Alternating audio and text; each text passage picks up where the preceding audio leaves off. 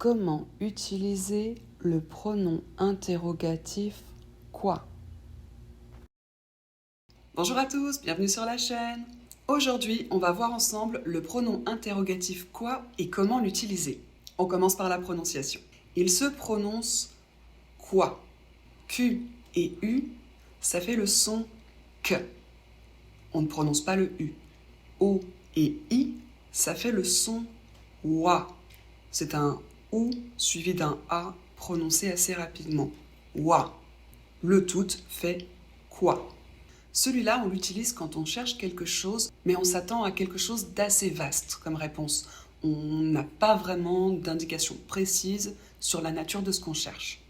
Contrairement, par exemple, au pronom qui, où on cherche une personne. Je vous mets le lien vers cette vidéo si ça vous intéresse. Pour ce type de question, on peut distinguer plusieurs situations. Non seulement des modes formels et informels, mais aussi des situations où on cherche plutôt un sujet ou alors un objet, et des situations avec et sans préposition. Et tout ça va avoir une influence sur la manière de poser la question et également sur l'utilisation du pronom quoi. Parce qu'en fait, le pronom quoi, on ne peut pas l'utiliser dans toutes les situations. Dans certaines situations formelles, on ne peut pas utiliser le pronom quoi, on va utiliser autre chose. Dans les situations formelles sans préposition, qu'on cherche un objet ou un sujet, on ne peut pas utiliser le pronom quoi. On va utiliser le pronom que. On commence par la prononciation. Q et U, vous l'avez vu, ça fait que. On ne prononce pas le U. Et le E se prononce E. Ça fait que. Attention, lorsque le mot que est suivi d'un mot qui commence par une voyelle ou par un H, on fait l'élision. C'est-à-dire qu'on supprime le E et qu'on le remplace par un apostrophe. Et du coup, on ne prononce que le son K. Et on enchaîne avec le mot suivant. Ici, il faut inverser le verbe et le sujet. On met donc le verbe en premier, un trait d'union, et le pronom. Il faut toujours faire la liaison. Donc ça veut dire qu'avec la troisième personne du pluriel, il faudra prononcer le T, que pour la troisième personne du singulier, il va falloir prononcer la dernière lettre du verbe, et si c'est un E muet, il va falloir rajouter trait d'union, T, trait d'union, et prononcer le T pour pouvoir faire la liaison. Pour la structure de ces questions, en mode formel, c'est assez facile. S'il n'y a pas de préposition, on n'utilise que en premier. On met le verbe, le sujet et éventuellement le complément lorsqu'il y en a un. On termine par un point d'interrogation. On passe aux exemples. Exemple de question formelle avec que. Que se passe-t-il? Que fait Sarah? Que veux-tu manger? Pour le mode informel, on peut distinguer deux situations différentes. Les situations où on cherche un sujet, et on va utiliser qu'est-ce qui, et les situations où on cherche autre chose que le sujet. Et là, on va utiliser qu'est-ce que. C'est un peu plus compliqué, mais ce mode-là s'adapte bien aussi dans les situations formelles. Vous pouvez l'utiliser, ça ne sera pas inapproprié. D'ailleurs, vous pouvez aussi beaucoup l'entendre dans des situations formelles. Donc finalement, il passe un peu partout. Ici, il n'y a pas de préposition. On n'utilise donc toujours pas quoi. On va commencer par les questions où on cherche un sujet. Donc avec qu'est-ce qui. Pour la prononciation, ça se prononce qu'est-ce qui. Ici, votre verbe, il faudra toujours le conjuguer à la troisième personne du singulier, qui étant le sujet, donc on n'en ajoute pas un. Pour la structure, il suffit de mettre qu'est-ce qui en premier, qui, c'est notre sujet. Le verbe et éventuellement un complément. On termine par un point d'interrogation. On passe aux exemples. Exemple de question informelle avec qu'est-ce qui. Qu'est-ce qui se passe? Qu'est-ce qui t'a fait changer d'avis? Qu'est-ce qui t'intéresse? Avec qu'est-ce que, c'est aussi un mode informel. Mais ce mode-là s'adapte bien aussi dans les situations formelles. Donc finalement, il passe un peu partout. Ici, on cherche autre chose que le sujet. on connaît notre sujet. Donc dans la structure, on va intégrer un sujet. Ce ne sera pas qui, puisqu'on n'utilise que. Évidemment, ici aussi, on fait l'élision quand le mot après que commence par une voyelle ou par un H. Pour la prononciation, ça se prononce qu'est-ce que. Ici aussi, il n'y a toujours pas de préposition. Pour la structure, il va falloir mettre en premier est-ce que, le sujet, le verbe et éventuellement un complément s'il y en a un. On n'oublie pas le point d'interrogation à la fin. On passe aux exemples. Exemple de question informelle avec qu'est-ce que et un sujet. Qu'est-ce que Sarah fait pour son anniversaire? Qu'est-ce que tu veux manger? Qu'est-ce que ça veut dire? Enfin, vous allez pouvoir utiliser quoi. Ce mode-là, il est informel et on va pouvoir s'en servir pour chercher le sujet ou autre chose. Ce mode-là, il est plus facile, par contre, il est peu recommandable dans des situations formelles. Ici, pour la structure, c'est très simple, on met en premier le sujet, le verbe, quoi vient toujours après le verbe, et éventuellement, s'il y a un complément, on le met après. On n'oublie pas le point d'interrogation à la fin. On passe aux exemples.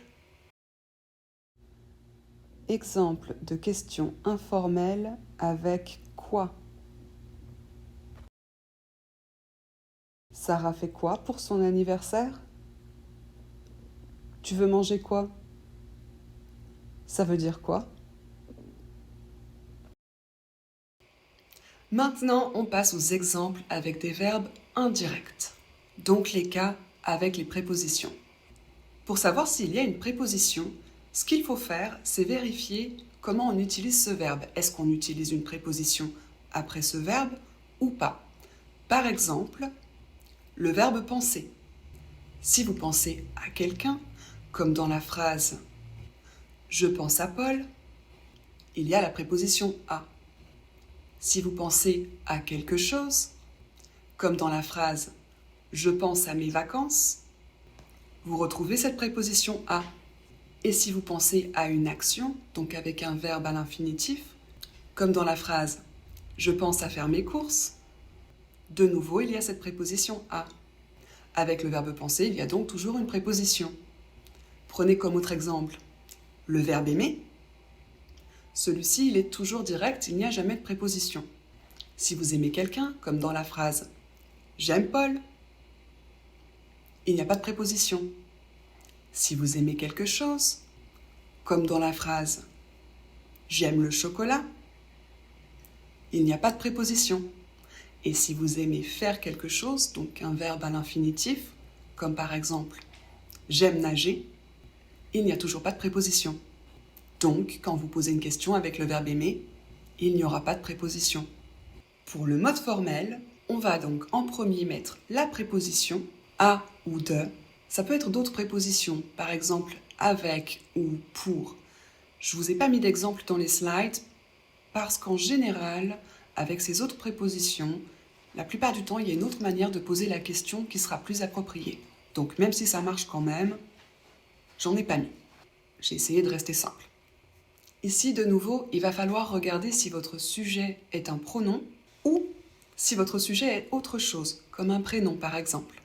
Donc pour la structure, dans le cas où votre sujet est un pronom, on commence par la préposition « et quoi », le verbe, relié par un trait d'union, le pronom et éventuellement un complément s'il y en a un. Dans le cas où votre sujet serait par exemple un prénom, pour la structure, il va falloir commencer par la préposition « et quoi », le sujet, le verbe relié par un trait d'union au pronom qui va avec le sujet et éventuellement rajouter un complément s'il y en a un. On n'oublie pas le point d'interrogation à la fin. Évidemment, ici, tout ce que je vous ai dit sur la liaison reste valable. On passe aux exemples. Exemple de question formelle avec une préposition et quoi. De quoi avez-vous besoin? À quoi Mélissa pense-t-elle? De quoi parle-t-il? Avec les prépositions, on a deux modes informels. Celui que je vais vous présenter maintenant, il est adapté aussi pour les contextes formels. On utilise « est-ce que ». Donc tout ce que je vous ai dit sur l'élision reste valable ici. Pour la structure, on va commencer par la préposition « quoi ». On met « est-ce que »,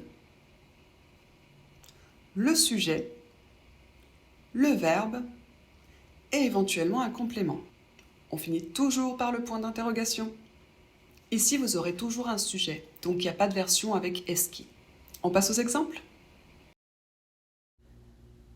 Exemple de question informelle avec une préposition quoi et est-ce que.